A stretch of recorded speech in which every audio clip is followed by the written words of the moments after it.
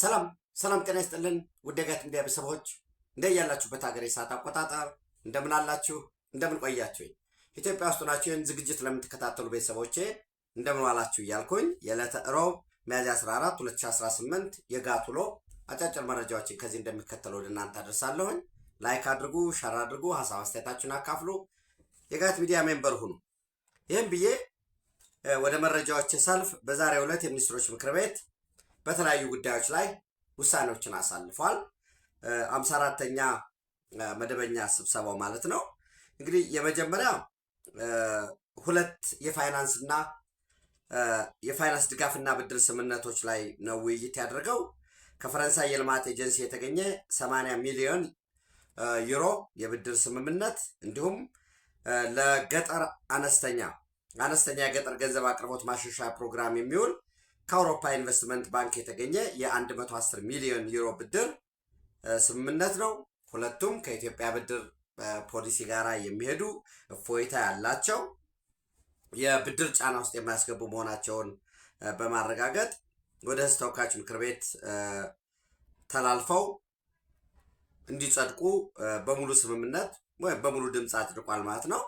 በሁለተኛ ደረጃ የዩሪያ ማዳበሪያ በኢትዮጵያ ደረጃ ለማምረት አስፈላጊው የሆነው የብድር ፎርማሊቲ በተለይ የፋይናንስ አበዳሪ ሀገራት ጋር ያንን እንዲያሟላ ውክልና ተሰጥቶታል ማለት ነው።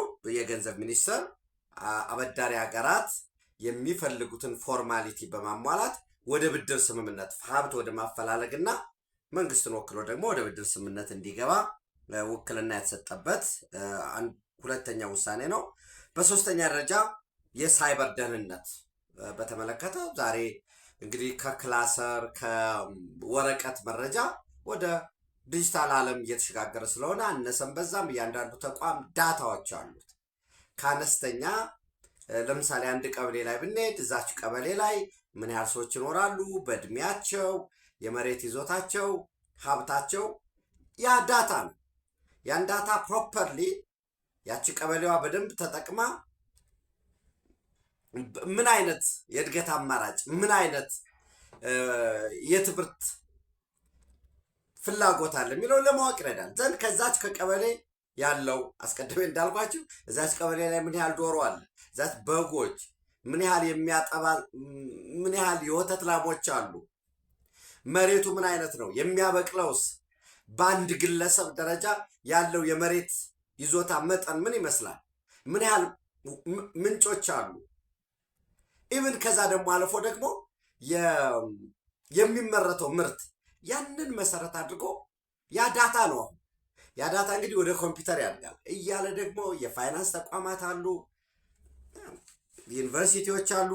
ዳታ የማያመርት የለም። አሁን ያንን ዳታ በምን ያህል አግባብ ነው የምንጠቀምበት? ከዛ ባለፈ ደግሞ እንዳያችሁ ደግሞ የፋይዳን ተከትሎ የግለሰቦች ዳታ፣ የኔ ዳታ፣ የአይን ቀለሜ፣ አሻራ፣ ኤቭሪቲንግ አለ። ሰው ይህንን መጠበቅ መቻል አለብን። መጠበቅ ብቻም ሳይሆን ይሄ ዳታ ለየትኛው ወገን ይተላለፋል፣ በምን አግባብ የሚለውን የዚህ የሳይበር ሴኪሪቲ እዛ ውስጥ የሚገባ ነው። የፋይናንስ፣ የሌሎች አየር መንገድ፣ የቪዛ የኢሚግሬሽን ዶክመንት በሙሉ እዛ ውስጥ የሚገቡ ናቸው። በሶስተኛ ደረጃ ምክር ቤቱ የተወያየው የቁልፍ መሰረተ ልማቶች አካል በሆነ የሳይበር ደህንነት ረቂቅ አዋጅ ላይ ነው። የኢንፎርሜሽን ቴክኖሎጂን መሰረት የሚያደርጉ የተለያዩ የመንግስት አገልግሎቶች በሚይዟቸው ኢንፎርሜሽኖችና ዳታዎች ላይ የሚነጣጠሩ የሳይበር ጥቃቶች በሀገሪቱ ኢኮኖሚ፣ ማህበራዊ ሰላምና መረጋጋት ላይ የሚፈጥሩትን አሉታዊ ተጽዕኖ ለመቀነስና ለመከላከል ስጋትን መሰረት ያደረገ የቁልፍ መሰረተ ልማቶች ልየታ በማድረግ የሳይበር ደህንነት ጥበቃና ቁጥጥር ማድረግ አስፈላጊ ሆኖ በመገኘቱ ረቂቅ አዋጁ ተዘጋጅቷል። ምክር ቤቱም በረቂቅ አዋጁ ላይ ከተወያየ በኋላ ግብዓቶችን በማከል ወደ ህዝብ ተወካዮች ምክር ቤት እንዲተላለፍ በሙሉ ድምፅ ወስኗል። ይህንን እንዳልኳችሁ የሳይበር ደህንነት ረቂቅ አዋጁን የሚያስፈጽመው ማን ነው? የኢትዮጵያ የመረብ ደህንነት ኤጀንሲ ነው? ኢንሳ ነው? ያው ወይስ ኒስ ነው የሚለው እንግዲህ አዋጁ ሲወጣ ደግሞ እናያለን ማለት ነው። እነማን ናቸው? ወይንስ የዚህ የሳይበር ደህንነት በራሱ ለብቻው ይደራጃሉ? የዛ ውስጥ የኢንፎርሜሽን መረብ ደህንነት፣ የፋይናንስ ኢንተለጀንስ፣ በቀጣይ ደግሞ በባቡር ቴክኖሎጂ ላይ፣ በመሰረተ ልማቶች ላይ፣ በናሽናል ግሪድ ኤሌክትሪክ ላይ እነዚህን ሁሉ የሚያካትት ስለሚሆን ማለት ነው። በአራተኛ ደረጃ ምክር ቤቱ በ6 ዓለም አቀፍ የሁለትዮሽ ስምምነቶች ዙሪያ በጥልቀት ተወያይቷል። አንደኛ ከቪየትናም ሶሻሊስት ሪፐብሊክ መንግስትና ከሩሲያ ፌዴሬሽን ጋር የተደረጉ እንደቀደም ተከተላቸው የዲፕሎማቲክ ወይም የአገልግሎት ፓስፖርት ላይ ያሉ ሰዎች ቪዛን የማስቀረት ስምምነትና ሁለተኛው በጣም ወሳኙ ነገር የጋራ የባዮሎጂ ምርምር ማዕከል ማቋቋም ከሩሲያ መንግስት ጋር የተፈረሙ ማለት ነው። በተለይ ሩሲያና ኢትዮጵያ ታስታውሱ ከነበረ በ2023 አንድ ፒተርስበርግ ላይ የተደረገ እንትን ነበረ የሩሲያ አፍሪካ ፎረም ቸከል ወደ እናንተ እና በዛ በሩሲያ አፍሪካ ፎረም ያ ኤምባሲ ኦፍ ዘ ሩሲያን ፌዴሬሽን ኢን ዘ ፌዴራል ዲሞክራቲክ ሪፐብሊክ ኦፍ ኢትዮጵያ የሚል በ27 ጁላይ 2023 on the establishment and operation of the joint Russian Ethiopian Biological Research Center ብሎ on July 27 on the sideline of the Russia Africa Summit in St. Petersburg an intergovernmental agreement was signed between the Russian Federation and the Federal Democratic Republic of Ethiopia on the establishment and operation of joint Russian Ethiopian Biological Research Center. So nominal, the document was signed by Minister of Science and Higher Education of the Russian Federation, His Excellency Mr. Valery Falkov, and Minister of Innovation and Technology of the Federal Democratic Republic of Ethiopia, His Excellency Dr. Belete Molla እና ኢትዮጵያና ሩሲያ ከ35 ዓመት በላይ በጋራ ምርምሮች አድርገዋል ይላል።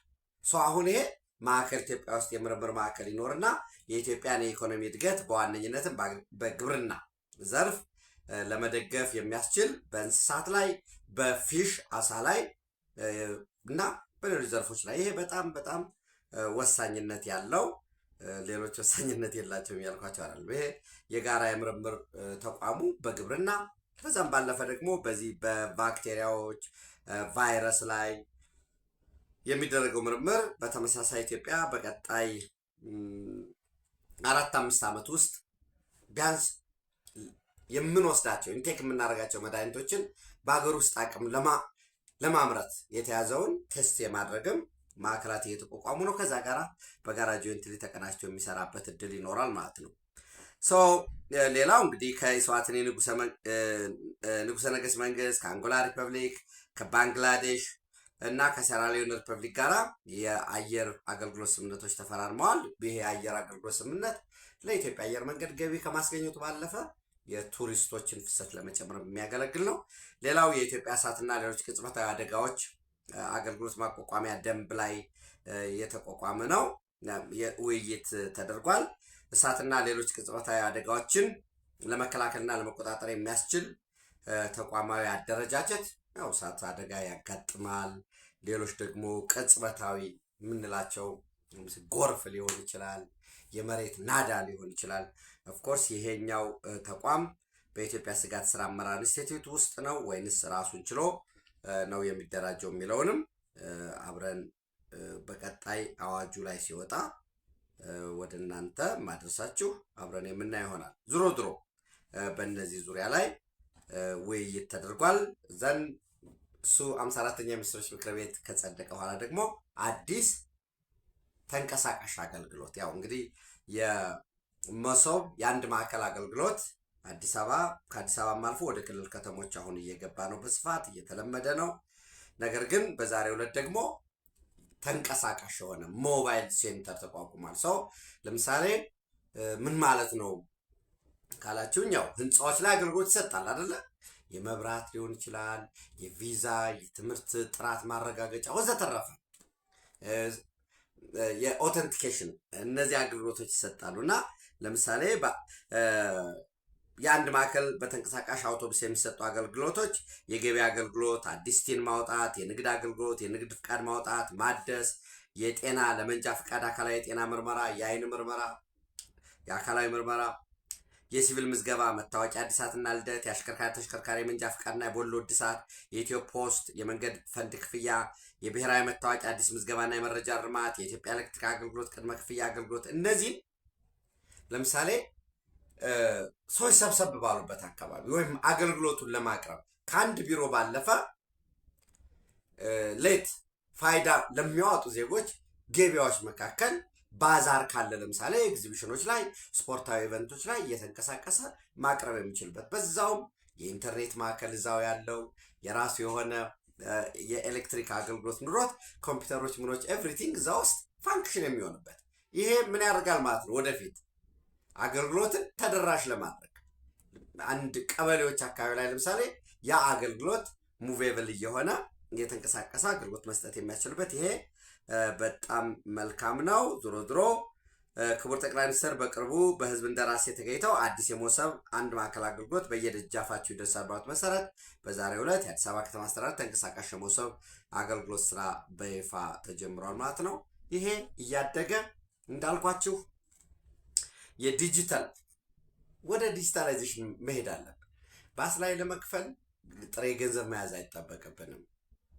ወደፊት ከፋይዳ ጋር የተያያዘ ፋይዳችን፣ ኑሯችን፣ ደሞዛችን፣ ህልውናችን የፋይዳ ቁጥራችን ወደሚሆንበት ማደግ መቻል አለብን። በአንድ ጊዜው ሮም በአንድ ቀን አልተገነባችም እንደሚባል በአንድ ቀን ሁሉንም ነገር ከሰለጠነው ዓለም አንድ ቀን ላንደርስ እንችላለን። ነገር ግን በሂደት ወደኋላ የቀረንበትን በፍጥነት ሌላው ዓለም ደግሞ የጀመረውንም አሁንም ይሄ ነው አይ ቅድሚያ ይሄ ቢሰጥ እንደዚያ የሚባሉ ክርክሮች አሉ እና አታዮች ሊሆን ይችላሉ። ነገር ግን በዚህ ዘርፍ ስራዎች መሰራት አለባቸው የሚለውን ካልኳችሁ በኋላ ወደ ሰሜኑ የሀገራችን ክፍል እንሄድና እንግዲህ ሰሜኑ የሀገራችን ክፍል ስንል ሻዕቢያ የሚመራት ኤርትራን ወይም ሻዕቢያን ያካትታል፣ ህወሓትን ያካትታል። የሁለቱ ሻዕቢያን መቁረጥ ከተቻለ ህወሓት የሚፈጥረውን ችግር 75% መቁረጥ ይቻላል። ህወሓትን መቁረጥ ከተቻለ ጽንፈኛው ፋኖ በአማራ ክልልም የሚፈጥረውን ሌሎች ጽንፈኞች ኦነግ ሸኔ ራሱን አፋብን ብሎ የሚጠራ የአማራ ፋኖ ብሔራዊ ንቅናቄ ጽንፈኛ የጉምዝ ታጣቂ አሁን ሊያደራጁ እየሞከሩት ያሉት ደግሞ የኦብነግን ምናምን እነዚህን መቁረጥ ይቻላል። እነዚህ በስልጣን ጥም የሰከሩ የአንድ ቤተሰብ ዳይናስቲ የሆነ ልክ እንደ ፒኤልሲ ስልጣንን ለህዝብ ጥቅም ለሀገር ለማሳደግ አሻራችንን ጥለን በምን እንታወሳለን የሚል ይሄ የሶሻል ፓወር የሆነ ሊያሳኩ የሚፈልጉት ነገር ከፕራዮሪቲ አንጻር ብናየው እንዴት ነው ምናምን ሌላ ጉዳይ ነው። ነገር ግን ልክ ስልጣንን የቤተሰብ ወይ ስልጣን ወይ ሞት ብሎ የተነሳ ቡድን አለ ሻዕቢያ ጋር። ከዛ የሻዕቢያ አንድ ራሱ በአምሳሉ የፈጠረው ኤርትራን ለመገንጠል ኢትዮጵያን ከባህር በር ለማራቅ እና ለመቆጣጠር በሚል የፈጠረው ህወሓት አለ። መጀመሪያ ኢህአፓን ነው ሊፈጥር የሞከረው። ከኢህአፓ ጋር ባለው ልዩነት ህወሓትን ፈጠረ። በኋላ ደግሞ ሻዕቢያም ህወሓትም ሆኖ ደግሞ በጋራ ኢህአፓን የጠረጉበት ሁኔታ አለ። ዞሮ ዞሮ እየገፋው ያለው ህወሓትን ወደ ጦርነት እንዲገባ የፕሪቶሪያ ስምምነት እንዲጣስ እየገፋው ያለው ሻዕቢያ ነው። የኢትዮጵያ ፌዴራል መንግስትና የሻዕቢያ ልዩነት እንደምታውቁት ሌላ ምንም ጉዳይ አይደለም። እኔ አሁን እንዲያው የንባብም ጉዳይ መረጃ የማግኘት የመጠየቅ ምናምን እሱን እንቶ አሁን አንዳንድ ሰዎች ኢትዮጵያና ኤርትራ ልዩነታቸው ኢትዮጵያ የባህር በር በመጠየቋ ነው ብሎ የሚያቀርቡ ሰዎች አሉ። እሱ ነገሩን የበለጠ አቀጣጥሎት ሊሆን ይችላል እንጂ እኮ የጅዳ ዲክላሬሽን እኮ ሌላ አይደለም፣ የአስመራ ዲክላሬሽንም ሌላ አይደለም። ሁለቱ ሀገራት በጋራ የኢኮኖሚ ውህደት እንዲያመጡ፣ ሽብርተኞችን ሊከላከሉ፣ የሂውማን ትራፊኪንግ፣ ህገወጥ የጦር መሳሪያ ወዘተረፈ በጋራ እንከላከላለን ኢኮኖሚ ነው። እሱን ነው የአስመራ ዲክላሬሽንን ነው የጅዳ ዲክላሬሽን ያጸደቀው። እንዲያውም ጅዳ ዲክላሬሽን ላይ በግልጽ ምን ይላል? ገብታቸው አንብቡት። የጋራ ጆይንት ስፔሻል ኢኮኖሚክ ዞን ያቋቁማሉ ይላል። እንዳልኳቸው ነው ጆይንት ስፔሻል ኢኮኖሚክ ዞን የሚቋቋመው ወይ ኮምቦልቻ ላይ ወይ እዚህ ቂሊንጦ ኢንዱስትሪ መንደር ሊሆን አይችልም። ያንንም መሰረት አድርጎ የኢትዮጵያ መንግስት ጄኔሬተር ቢያንስ እስከ አሰብ ያለውን መንገድ ሰርቷል። ከኢትዮጵያ እስከ አሰብ ድንበር ያለው ያን ብቻም አይደለም በሚል በራስ በጀት ተመድቦ ኤርትራ ውስጥ ያለውን መንገድ ለመጥረግ ተሞክሯል። ከቡሬ ግንባር እስከ አሰብ ድረስ ያለውን ከዛ ጀነሬተርም ክሬንም ከመጣ በኋላ ነገሮቹ ከህዋት ጋራ የቆየ ቁርሾ አለ። ኦፍኮርስ አሁን ህዋትም እንደ ካልኩሌሽን የሰራው ህዋትም ሻዕቢያን ተጠቅሜ የጦር መሳሪያም ድጋፍ ኤንድ ኤቭሪቲንግ ማግኝቼ፣ ምክንያቱም አሸባሪ የጦር መሳሪያ መግዛት አይችልም። በሻዕቢያ በኩል የጦር መሳሪያ ከግብፅም የሚገኘውን ከሌሎችም የጦር መሳሪያ በኤርትራ በኩል እየገዛሁኝ ይህንን እዋጋለሁኝ፣ መሸሻም ይሆነኛል፣ አሰለጥናለሁኝ፣ ሌሎችም ቴክኒካል የሆኑ ድጋፎችን አገኝና ወደ 4 ኪሎ ገባለሁ። 4 ኪሎ ከገባ በኋላ ሁሉንም አጠፋለሁ ነው ታጽላባት እንጂ ከዛ ውጭ ይሄ ዲፋክቶ ስቴት መሆን ዶክመንቶች ላይ አላቸው። ዶክመንቶች የሚያስቀምጡ እና ሻዕቢያስ ወልቃይት ጠገዴ ሰቲት ሁመራን ወይ ምዕራብ ትግራይ የሚባለውን ለኤርትራ እንዲመለስ ይፈልጋል ወይ? አይፈልግም፣ ፍጹም አይፈልግም። ይህ ሁሉ ያረጡት የህዋት ሰዎች እልህ ምላጭ አስወጣል እንዲባል ስልጣን ወይ ሞት ብለው ስለተነሱ ከዛ ውጭ የሆኑበት ሁኔታ ነው ያለው። ከማሰብ ከማሰላሰል ማለቴ ነው። አክሱም ላይ የነበረውን በዝርዝር እንግዲህ የምታስታውሱት ነው። የህዋት ማዕከላዊ ኮሚቴ ተወያየ። የህዋት ማዕከላዊ ኮሚቴ ተወያይቶ ምንም ሌላ ዝርዝር ነገር የወሰኑት ነገር የለም። ከሚያዝያ 7 እስከ 8 ተወያዩ። ከዚህ በፊት በፕሪቶሪያ ስምምነት ፈርሶ የነበረው ህገወጡ ምክር ቤት ህገወጥ እኮ ነው፣ እነሱም ያውቃሉ። በፍጹም ያለ ምርጫ ትግራይ ምርጫ ላይ አትደራደርም፣ ያልተመረጠ መንግስት ትግራይን አይመራም። ኢትዮጵያ ውስጥም በዚህ በኮሮናም ይሁን በምንም ምክንያት ምርጫ ያልተደረገ ከሆነ ከመስከረም 30 በኋላ የፌዴራል መንግስት የሚባል የለም። ህጋዊ መንግስት ግን እኛ ነን በህዝብ ስለተመረጥን ብለው ጳጉሜ 4 ላይ አይደለም ምርጫ ያደረጉ። ጳጉሜ 4 ምርጫ አደረጉ። መስከረም 9 መንግስት መሰረቱ። ከዛ በኋላ በተደጋጋሚ ለእናንተ ለማድረስ እንደሞከርኩት ዶክተር ደብረጽዮን ፕሬዚዳንት ሆነሃል ተባለ። ወይስ ምርጫውን እኛ ምንም ችግር የለውም ብለን እንቀበለው ያንን ምርጫ? ዶክተር ደብረጽዮን ገብረ ሚካኤል ርዕሰ መስተዳድር ሆነ። አቶ ሩፋኤል ሸፍረን አፈ ጉባኤ፣ ወይዘሮ ዘነብ አብዱለጢፍ ደግሞ ምክትል አፈ ጉባኤ ሆናቸዋል ተባለ። የምክር ቤቱ ምልዓተ ጉባኤ ተሟላ ተባለ። መስከረም 9 ነው ይሄ የሆነው። ምርጫ አታድርጉ ተብሎ ደብዳቤ ጽፎላችኋል፣ ታስታውሳላችሁ። ሰኔ 17 ቀን 2012 ዓ.ም አልታዘብም፣ ምርጫ ብታደርጉም እንዳልተደረገ የሚቆጠር የማይጸና ተፈጻሚነት የሌለው ነው። ይህንን ደግሞ ሰኔ 3 2012 ፌዴሬሽን ምክር ቤት በኮቪድ ወረርሽኝ ኮቪድ-19 ወረርሽኝ ምክንያት ምርጫው እንዲራዘም ከ9 ወር እስከ 1 ዓመት ባለው ጊዜ ምርጫ እንዲካሄድ፣ አሁን ግን እንዲራዘም እኛንን ወይ ያኔ ምርጫ ብዙ ሀገራት በዛ ወቅት በዛ ዓመት ምርጫ የነበራቸው ሀገራት አራዝመዋል። ህዋት በፍጹም አለ መስከረም 30 በኋላ መንግስት የለም ወዘተረፈ ተባለ። የምታስታውሱት ነው። ይሄንን ትናንት የኖርነው ነው፣ አዲስ ነገር አይደለም።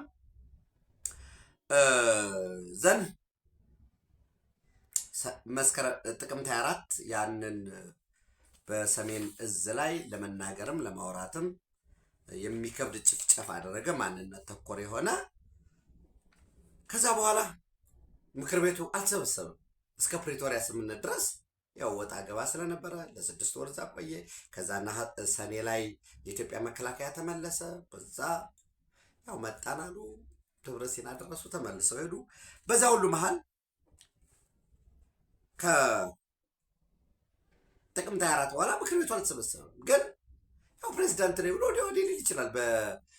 በቦርሳ ማህተም ካለው ደብረጽዮን የህወሓት ሊቀመንበር ነኝ ወዘተረፈ የሚለውን ይዞ እሱን እንመልሳለን አሉ። ሚሊተሪ ካውንስሉን ሰበሰቡ። ኮርና ከዛ በላይ ያላቸው ብላችሁ ተወስዱ ይችላላችሁ። ኢቭን በሚሊተሪ ውስጥ ምንም አይነት አመራር ያላቸው እነ ሜጀር ጀነራል ብርሃነ ነጋሽን ወይም ወዲ መድህንን ጨምሮ ስብሰባዎች አድርገው በቃ ወሰነናል አሉ። ዘመን ብያቸዋለሁ። በቀጥታ ወደ መፈንቅለ መንግስት ላይሄዱ ይችላሉ። አንደኛ ህዝብ ያወያያሉ፣ ሁለተኛ ድጋፍ ሰልፍ ያስወጣሉ። የህወሓት ማዕከላዊ ኮሚቴ የወሰነውን ውሳኔ ደግፈናል በሚል የድጋፍ ሰልፍ በየከተሞች በሁሉም ከተሞች ከዛ ደግሞ ዞኖች፣ ወረዳዎች ደግሞ ደገፉን። ይሄ የአብዮታዊ ዲሞክራሲ ባህሪ ነው። ህዝባዊ ማስመሰል ከላይ ከማዕከል ሴንትራሊዝም ነው። እነሱ ዲሞክራሲያዊ ማዕከላዊነት ብሎ ይጠሩታል። ዲሞክራቲክ ሴንትራሊዝም ከላይ ከጽህፈት ቤት አቅጣጫ ይሰጣል። ከሐውልቲ እነ ፈትለወርቅ በነገራችን ላይ ትናንት ምሽት ወደ አክሱም ተመልሰዋል።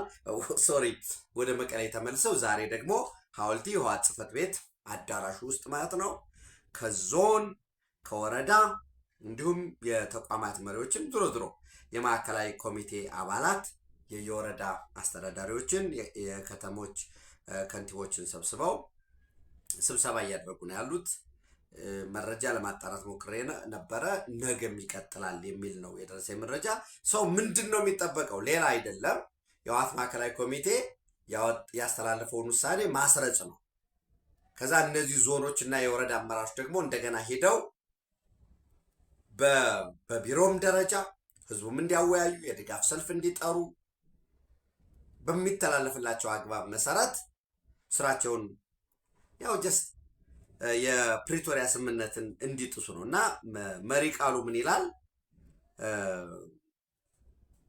የመሪ ቃሉ ምንድን ነው? የተመረጠ መንግስት እንግዲህ ያው መከላከል እንዳትሉት ያው መከላከል ለጦርነት ነው። ስለዚህ የተመረጠ መንግስት ለጦርነት ነው፣ ሌላ ነገር የለውም። ህዝባዊ መንግስትና መህትና ህዝባዊ መንግስታችን ህዝባዊ መንግስት ነው። መህትና ለመከላከል ወይ ጥቅምን ለማስጠበቅ ድሮ ለጦርነት ብለን እንውሰደው። ሰው ማዕከላዊ ኮሚቴ አባላት፣ የዞን አመራሮች፣ ወረዳዎች ናቸው። ምንድን ነው የሚጠበቅ ሲባል አዳዲስ አመራሮችን አሳይን እንደሚደረጉ፣ የስልጣን ርክክብ እንደሚደረግ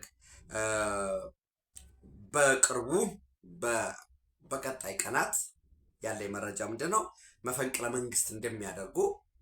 ይህንን መፈንቅለ መንግስትንም ለማካሄድ በነገራችን ላይ የመቀሌ ከተማ ፖሊስ እና በመቀሌ ከተማና ዙሪያ ያለውን የጸጥታ ሁኔታ ከመቀሌ ከተማ ፖሊስ ጋር በመቀናጀት ስራ የምትሰራው አርሚ 22 በትራቢ ሌሎች አርሚ 11 የሚባልም አለ። እነዚህ አርሚ 22 ማለት እንግዲህ አስቀድሞ ጀነራል ፍቃዱ የሚባል ሲመራት የነበረ፣ በአሁኑ ወቅት ደግሞ አንድ ኮሎኔል ማን ገብረስላሴ የሚባል ነው ባካችሁ፣ ኮሎኔል ገብረስላሴ በላይ የሚመራው የሆነ ያኔ እንግዲህ ኮሎኔል ታስታውሱ ከነበረ ጥቅምት 3 አርሚ 22 ወደ ኤርፖርት ወደ መቀሌ ኤርፖርት የሚወስደውን መንገድ ዘግተው ያን ብቻም አይደለም ወደ ፕሬዚደንት ጽህፈት ቤት ሄደው ነውር ነገር ሁሉ ፈጽመዋል። የተጸዳርተው ቢሮ ምናምን ቀደው ያንን ያደረጉ ናቸው። ከዛ ሌሎች አመራሮችን በተገኙበት ይቅርታ ጠይቀዋል ተባለ።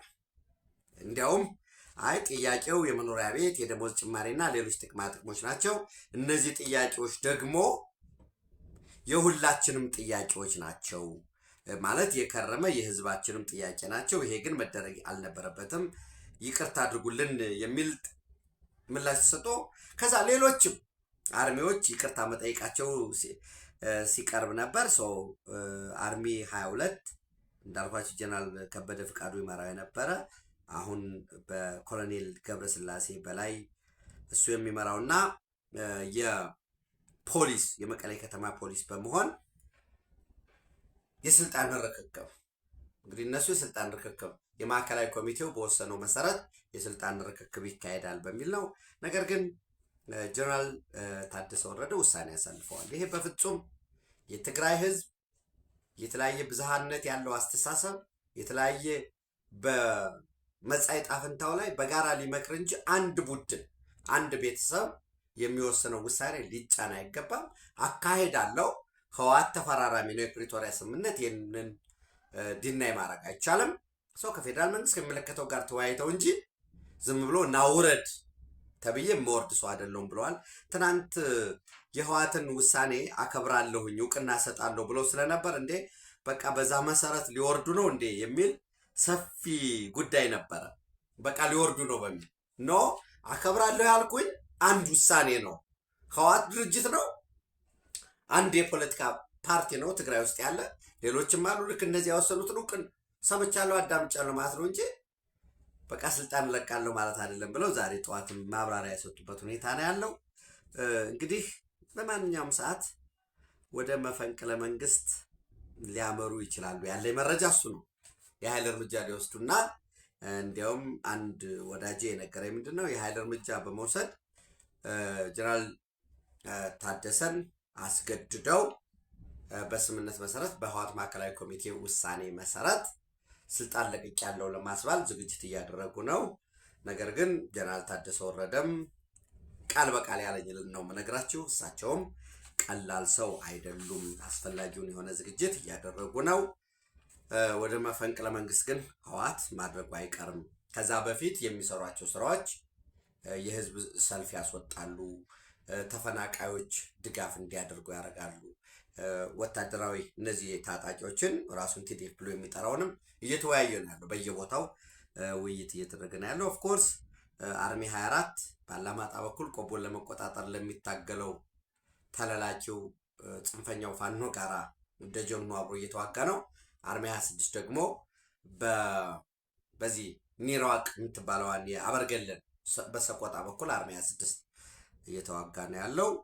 ትንኮሳዎች እየተደረጉ ነው። ይሄንን በደንብ ከግምት ውስጥ አስገብቶ የሚመለከታቸው አካላት በደንብ እንደሚሰሩበት ተስፋ አድርጋለሁኝ። እያንዳንዱን ጉዳይ በአጽንኦት እንከታተለዋለን ማለት ነው። እንዳልኳቸው በአጽንኦት የምንከታተለው እኔ ከትግራይ ጋር የሚኖር ከነዚህ ተለላኪዎች ጋር የሚኖር ውጊያ ይኖራል ብዬ አላ ላኪው ነው መመጣት ያለበት። ላኪው ደግሞ ሻዕቢያ ነው። ኦፍኮርስ ብዙ ሰዎችን የማጓጓዝ የትራንስፖርት እንቅስቃሴ ከወትሮ በተለየ ከትግራይ ወደ ኤርትራ የሚደረጉ የትራንስፖርት ምልልሶች አሉ። እነሱንም በተጨባጭ መረጃና ማስረጃ ወደ እናንተ አድርሳችኋለሁ። ይህንን ካልኳችሁ ወደዚህ ወደ ቀጠናዊ ጉዳዮች ስንመጣ በዛሬው ዕለት የኬንያ ፕሬዝዳንት ዊልያም ሩቶ ወደ አቡዳቢ አቅንተዋል። በዛ ከመሐመድ ቢን ዛይድ ጋር ውይይት ያደርጋሉ። ይህንን ያዙ። ወደ ዩናይትድ አረብ ኤሚሬት የኬንያ ፕሬዝዳንት ዊልያም ሩቶ በተመሳሳይ በትናንትናው ዕለት የሱዳን ወታደራዊ መንግስት ፕሬዝዳንት ወይም የሱዳን አርሚ ፎርስ የሉዓላዊ ሽግግር ምክር ቤቱ ህጋዊ መንግስት የምንለው የሱዳን አልቡርሃን ደግሞ ወደ ሳውዲ አረቢያ አቅንተዋል። ሳውዲ አረቢያ ወደ 1.5 ቢሊዮን ዶላር በመመደብ በፓኪስታን በኩል የፓኪስታን ሚሊተሪ ተቋም የተለያዩ ትጥቆችን፣ ስንቆችን፣ ኢቨን ስልጠና፣ የቴክኖሎጂ ሽግግርን ጨምሮ ለሱዳን ለአልቡርሃን እንዲደግፍ ስምምነት ላይ ተደርሶ ነበር። ያ ስምምነት ተሰርዟል። ለምንድን ነው የተሰረዘው ሲባል ያኔ ከኢራን ጦርነት በፊት ዩናይትድ አረብ ኤሚሬት እና ሳውዲ አረቢያ በከፍተኛ ሽኩቻ ውስጥ ነው የነበሩት። የመን ላይ የፕሬዚደንሻል ሊደርሺፕ ካውንስል ፒኤልሲ የሚባለውን ሳውዲ አረቢያ ይረዳል። የሳውዘርን ትራንዛክሽን ካውንስል የሚባለው ደግሞ ዩናይትድ አረብ ኤሚሬት የመደገፍ ሁኔታ ነበረ። ሶማሊያ ላይ ሶማሌላንድ የሶማሊያ ፌዴራል መንግስት የሚል፣ ሱዳን ላይ አርኤስኤፍ ሳፍ የሚል፣ እዚህ እኛ አካባቢ ስታዩ ዩናይትድ አረብ ኤሚሬት ከኢትዮጵያ ጋር በጣም የላቀ ግንኙነት አለው። ያን ያህል ጠንካራም ባይባል ከሬድሲም ጋር ተያይዞ የሬድሲ ሴኪሪቲ ካውንስል አባልም ስለሆነ ኤርትራ ብዙ ያው በመገንጠል ሂደትም ድጋፍ ስላደረጉላቸው በመገንጠል ከሳውዲ አረቢያ ጋር እነዚህ በሙሉ የነበሩ የኃይል አስተላለፎች አሁን እየተቀየሩ አዲስ ኃይል አስተላለፍ እየመጣ ነው። ማን? ሶማሌላንድ፣ እስራኤል፣ ዩናይትድ አረብ ኤሚሬት፣ ኬንያ፣ ኢትዮጵያ ራሱ ደግሞ እንግዲህ የሱዳንም ከተሰረዘ ሳውዲ አረቢያ ወደ ኒው አሊያንስ እየተፈጠረ ነው። ይህ ጦርነት የፈጠረው ጉዳይ አለ። ስለዚህ በሆነ አካል ላይ ኒው ኦርደር እየተሰራ ነው። በዚህ ከጀርባ ደግሞ አሜሪካ አለበት ይኖርበታል። ኤኒዌይስ ኬንያ ለሶማሌላንድ እውቅና ይሰጣሉ የሚባለው ከዚህ በፊት ሲጠበቅ የነበረ ሀገር ነው ኬንያና ኢትዮጵያ። ይሄ ምን ያመጣል የሚለውንም በተመሳሳይ የሚፈራረሟቸውን ውሎች፣ ንግግሮች መሰረት አድርገን ወደ እናንተ መረጃ እንረሳለን። በትናንትናው ዕለት ያው እንዳልኳችሁ ልላችሁ አልችልም። ትናንት ተከታትላችሁታል። ይራዘማል የተኩስ አቁም ስምምነቱ ብያችሁ ነበር። ምናልባት ኢስላማባድ ፓኪስታን ላይ ለውይይት ተቀምጠዋል የሚል ነበር የነበረ መረጃ። ነገር ግን በኢራን በኩል ተወካዮች አላከችም። በኋላ ሌትሊ አሜሪካም እንዳላከች ነው መረጃዎች እየወጣ የነበረው።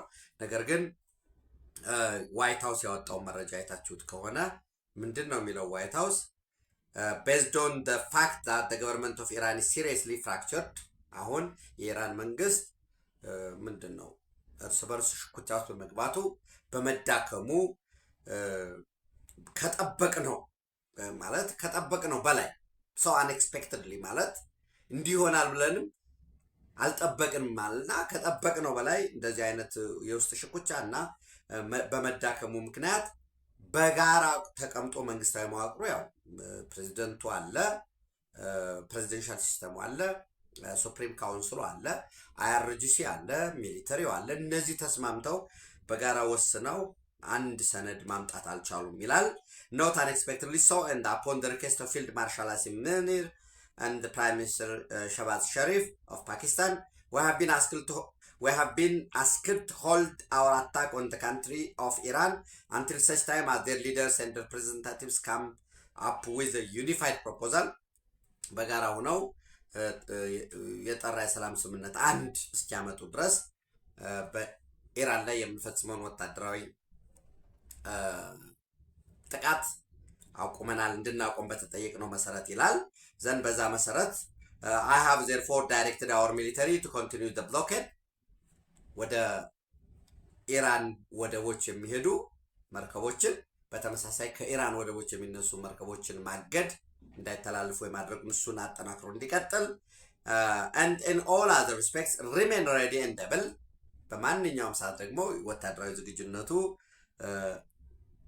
በሃይ ሌቭል ደረጃ እንዲሆን remain ready and able and I will therefore extend the ceasefire until such time as their proposal is submitted and discussions are concluded on one way or the other la President Donald Trump so ምን ያህል ጊዜ እንግዲህ ኢራን በቀን እስከ $500 ሚሊዮን የሚያገኝበትን ያ ብሎኬድ ሆኗል በዚህ መሰረት I think ወይ ኢራን ጥቃት ይፈጽማል ሊሆንም ይችላል እሱ ነው ኢራን በመርከቦች ላይ እዛ ብሎኬድ በሚያረጉት ላይ ወይንም ኢራን ምን ዝም ብዬ እንደዚህ ማከምሆን በሚል በዩናይትድ አረብ ኤሚሬት ላይ ወይ በባህሬን በኦማን በሳውዲ አረቢያ ላይ ጥቃት ይፈጽምና መልሶ ወደ ሙሉ ግጭት እንዲገባ ሊያደርግ ይችላል ወይንም እንግዲህ በቀጣይ 2-3 ቀን I don't know exactly 2-3 ቀን ስላችሁ እንደዛ ብላችሁ እንዳትዙ በቀጣይ ቀናት በእርግጠኝነት የፓኪስታን መከላከያ ሚኒስትር ፊልድ ማርሻል አሲም ሙኒር በተመሳሳይ ወደ ቴሄራን ሊያቀኑ የሚችሉበት ሁኔታ